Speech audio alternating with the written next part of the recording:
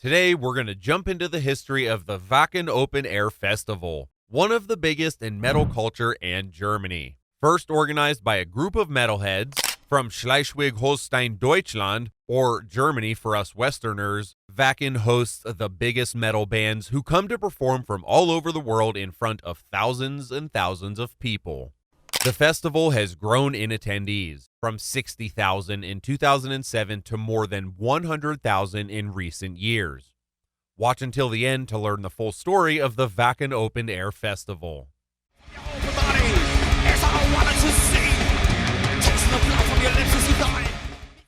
Wacken is celebrated at the north side of Germany, near the town of Itzehoe. From July to August, the peaceful village is known for one thing: being the heavy metal mecca of the world. Wacken is primarily known for being an agriculture village, known mostly for its farming, but every year it gets packed full of metalheads. The festival was originally planned in 1990 by Holger Hübner and Thomas Jensen. Jensen was working from behind a bar at a local pub, and the initial idea came from wanting to bring music to their hometown and organize the festival locally in a big open-air style event. So, by 1990, along with Jensen's bandmates, the first Wacken Open Air Festival was organized. The location was a nearby sand pit, and the main stage was cobbled together from a beer tent and a truck. The attendance fee was 12 Deutsche Marks, or about €6 today, for a total of 6 bands playing over the space of 2 days.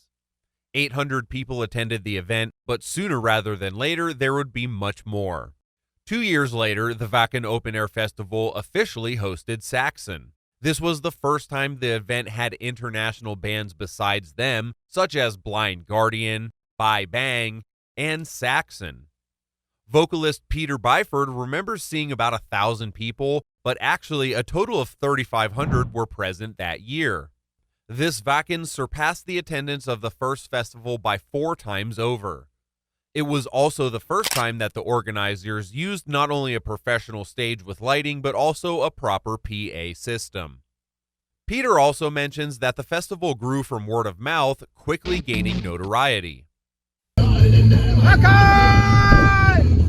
But not everything went smoothly, at least not for the first few versions.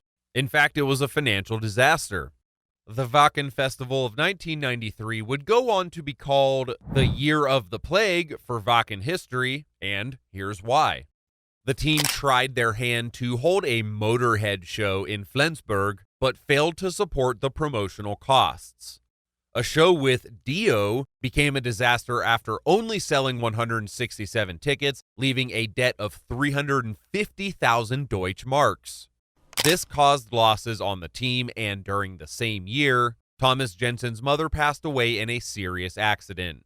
Despite having more visitors each year to the festival, the Wacken of '96 was almost canceled. In 1996, Wacken hosted Creator as the main attraction, as well as Crematory, Gravedigger, and Böse Onkelz. Böse Onkelz was a band known for being associated with the far right in Germany in the early 1980s. This caused some of the artists to opt out of the festival this year. Their music was described as dangerous to the youth, but in the end, the band was trying to disassociate themselves from that image. And despite the accusations, they were able to sell 8,000 tickets in 1996, therefore saving the festival that year.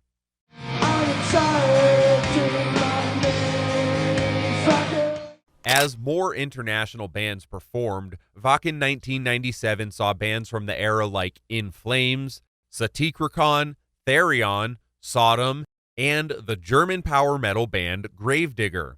Motorhead headlined the festival on August 9th of 1997.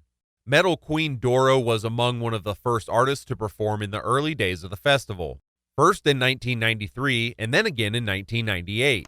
As stated in an interview, she remembers feeling flabbergasted and seeing about 20 to 30,000 people. She said, "I came back every 2 to 4 years and suddenly there were about 80,000 people. Unbelievable."